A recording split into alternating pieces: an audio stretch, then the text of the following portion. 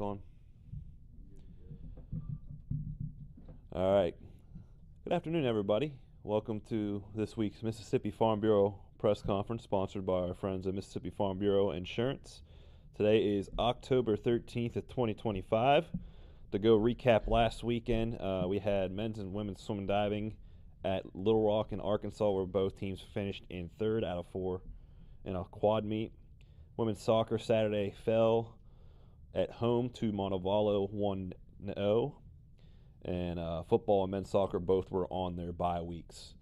This week, football is at home against Ferrum. It is homecoming set at 1 o'clock this Saturday. That'll be October 18th at Parker McCool. Lots of festivities going on this weekend in homecoming. To recap bye week and preview this homecoming, I'll bring up head coach for your Delta State football program, Todd Cooley. Appreciate everybody being here today. Before we get started, I just want to say, man, just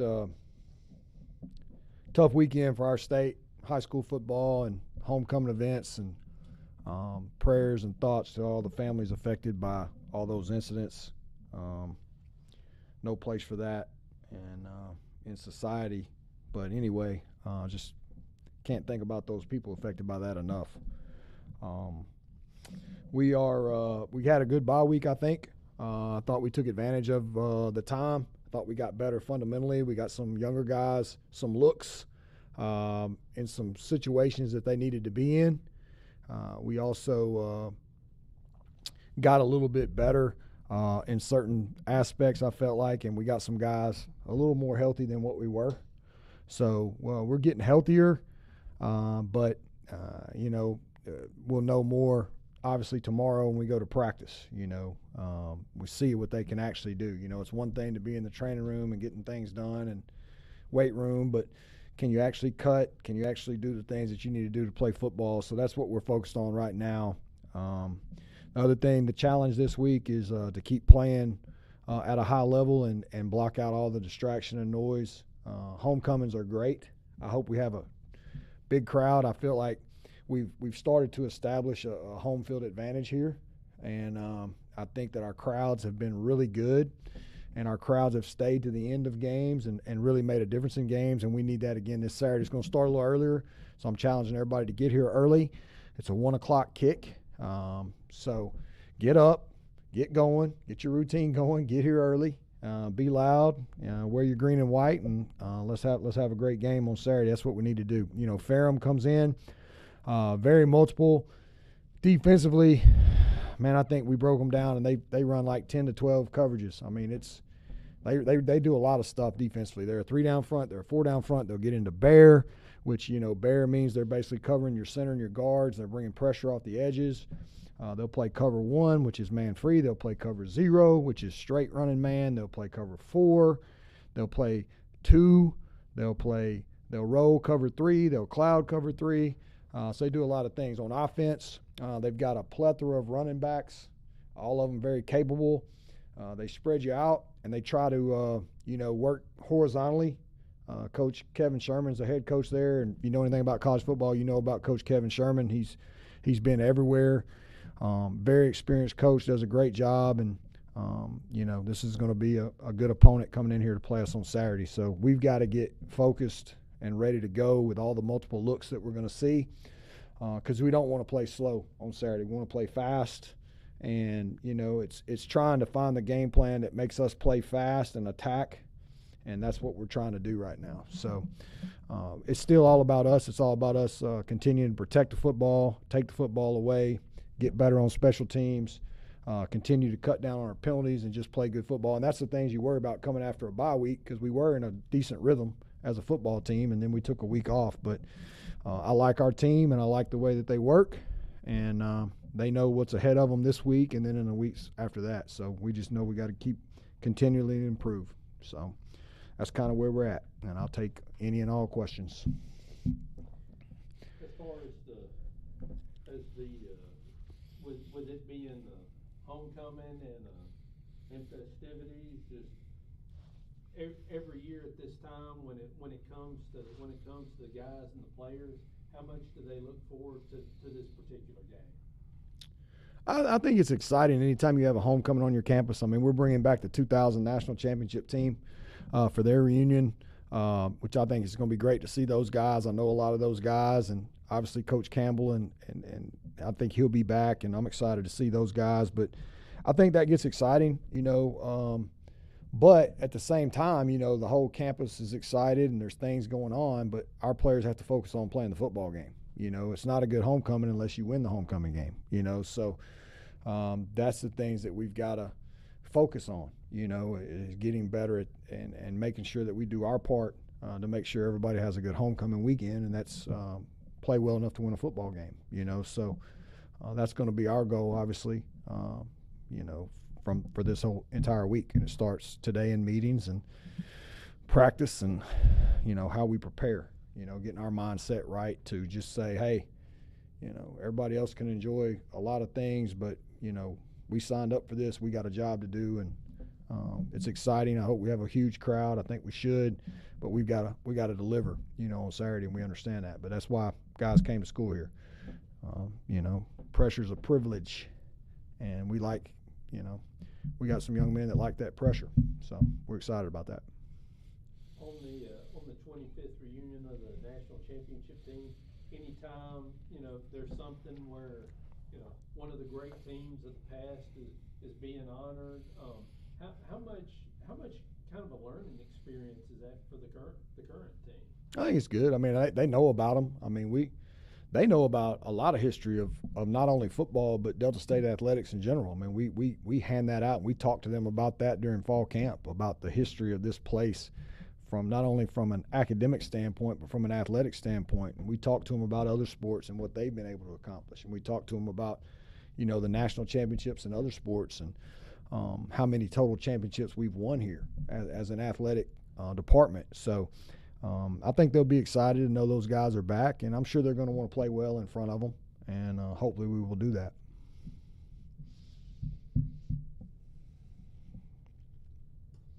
Just a follow-up on the bye week, Coach. Is there an ideal time for a bye week in terms of, would you like a mid-season bye week?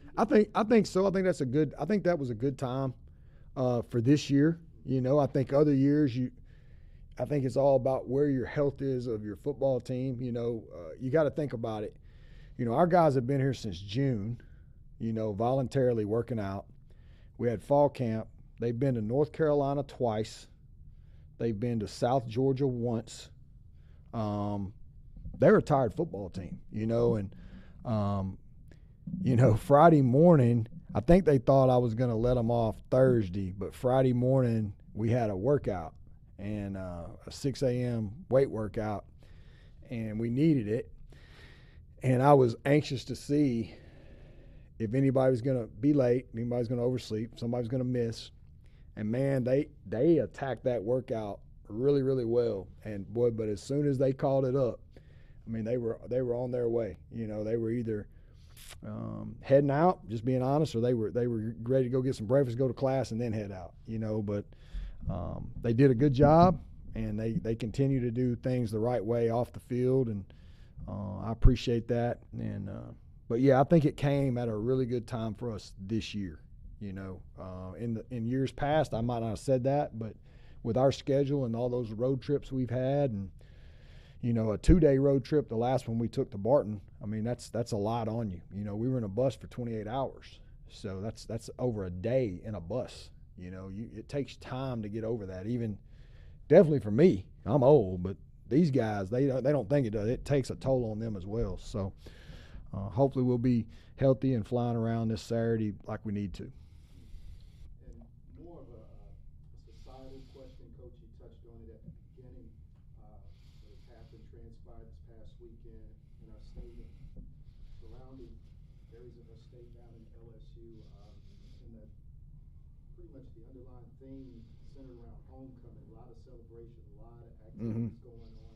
It's unfortunate that sometimes outsiders come in and they disrupt what is supposed to be a good time had by fans, family, as well as players. What's your message in terms of just making sure you celebrate the right way, celebrate in a way that is about bringing people together, not separating people going into this homecoming homecoming weekend with your team, and also the message for your players as well, just to make sure you be cognizant of your surroundings?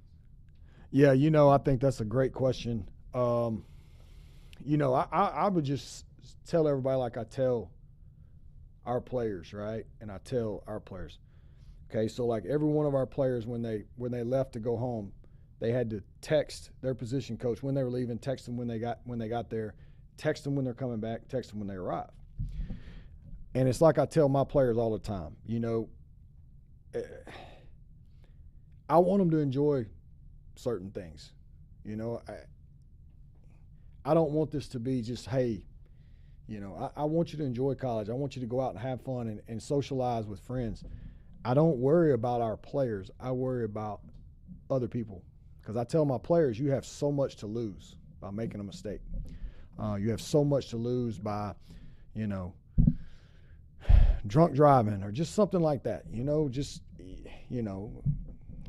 Smoking marijuana. You have all these things to lose. But there's certain people in this world that have nothing to lose, and they don't like you because you're being successful, because misery loves company. And, I don't know when our world changed from now is we're just so quick to just start picking up a gun and firing into people or doing these things. I don't know when that started, but you never heard about this stuff 20, 30 years ago, and it's a shame. It's a real shame. And I would just say, we need to get a lot more positive in this world. And we're trying to just, at the end of the day, our job as a program, obviously we're judged by wins and losses, and that's college football, as everybody can see across the country. Arguably one of the best coaches, top coaches in the game, gets fired yesterday. 4 weeks ago, he's top 5 in the country. It's amazing to me. But we're judged by that. But at the end of the day, we're trying to build better men in our football program. We're trying to build responsible men. We're trying to build men that communicate the right way. We're trying to build better fathers, better husbands. And that's what our message has always been from day one. We talk about building champions on and off the field. And, we're not the only ones doing that, obviously. But it's like, man, why do we have to, we're supposed to be having homecoming this week, and you brought it up, and it's in the back of my mind too. Like, I want everything to go smooth this weekend. I want to have a good football game against a good opponent. I want everybody to stay healthy. I want all the fans to enjoy it. I want everybody to celebrate the 2000 team. I want everybody to celebrate the homecoming queen and all that good stuff. And that's what it's supposed to be like, and everybody have a good time. And, I don't know. It's crazy. It's crazy right now. And I don't know what message to give. All I know to do is to coach our football team in that respect.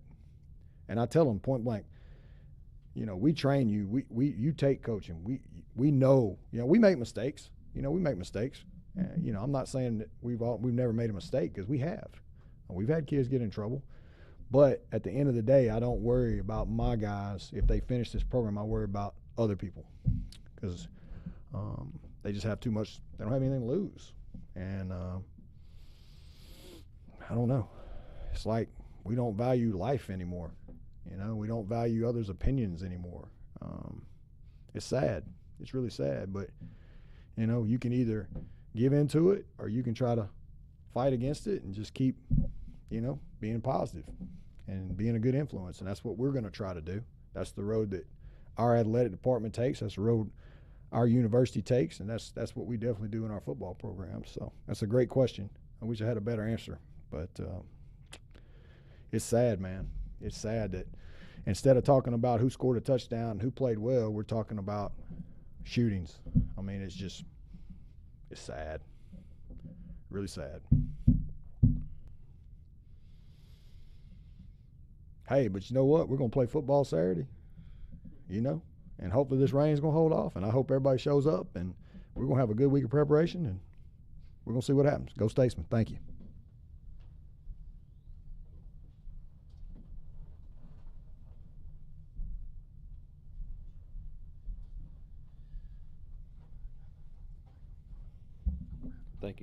Thank you, Coach. Lady Statesman soccer played this weekend back here at Delta Field. They fell short 1-0 to Montevallo. This week, the Lady Statesmen hit the road as they traveled to Livingston on Friday to take on the Tigers from West Alabama, and follow that up with a long trip to Huntsville to take on the Chargers of UAH. Recapping last weekend and previewing this weekend is head coach Chloe Kane.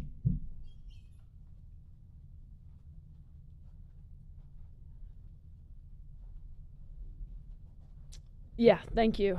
Tough way to lose on Saturday, obviously, with such little time left in the game. But yeah, no time to dwell. Big week to prep and be ready for 2 big games come this weekend, and obviously hoping to get 2 positive results out of that. So. Of course, that was a tough game Saturday. I noticed that through a lot of the game, y'all did a good job keeping the action on their side of the field, keeping the pressure on.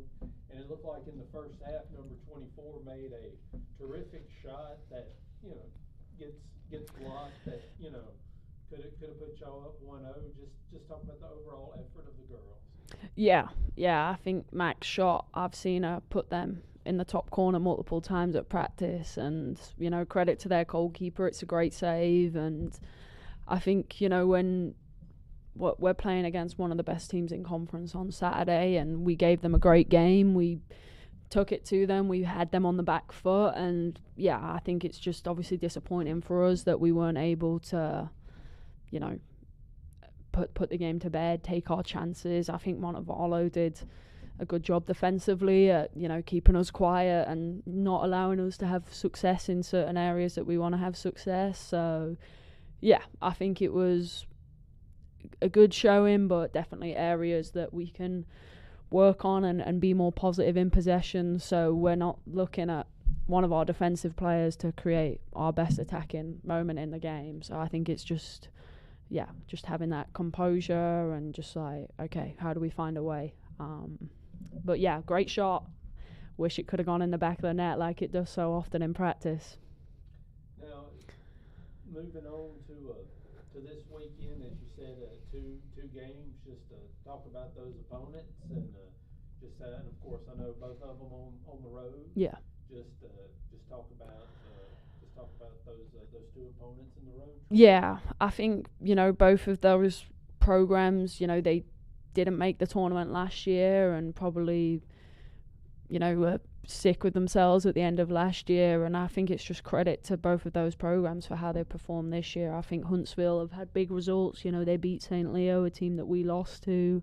They beat Lee on the opening day, like number 12 in the nation, and West Alabama, they just keep finding ways to win games. Like even on Friday, they're down versus CBU, they come back, they score 2 goals in the last 10 minutes and they win the game. So I think it's just, respecting them for what they've done so far this season. And for us, it's just being ready for two tough opponents. West Alabama, never been there myself personally, but from what I've heard from the players, it's not an easy place to go to. They have a new field for us to play on this time, so first for us in that sense. But yeah, we know that they're a team that wants to win and they don't take losing too easy. And I think if there's any team that they're going to want to win this weekend, it's going to be us. So I think it's being ready for that. And then, Sundays in the GSC, it's about who wants it more. And it's never easy to be on the road when you need 3 points. But I have the trust and belief in our players that, we've handled adversity. We've been down in games. We've been in tough places on the road. We beat MC in that kind of manner. So, yeah, I trust our players that they can rise to the occasion and find ways for us to hopefully come back with 2 wins this weekend. Now, in the previous weekends, you've been able to come away with a result, either a tie or a win. This was y'all's first weekend where y'all couldn't get a victory in conference play. Going into this weekend, how is it going to be, just to kind of see how they react to that? Yeah, I think, we're not used to losing, and when you do lose and in the manner that we lost, 3 minutes left in the game, and that hurts. And I think hopefully people had time to sit in that and feel that hurt yesterday. I know I certainly did. And And yeah, I mean, we can't dwell on that. I can't change the past, but we can do all we can to give ourselves the best chance this weekend. So we train this afternoon, we train for the rest of the week, and it's just having a positive mindset. Okay, like, this is what we need to fix. Like, let's fix it. Come on, like, we're capable, we're talented, and like, let's do it. No time to dwell. So I think the girls will have that mindset too. So, all right, well, thank you. Go Lady Statesmen.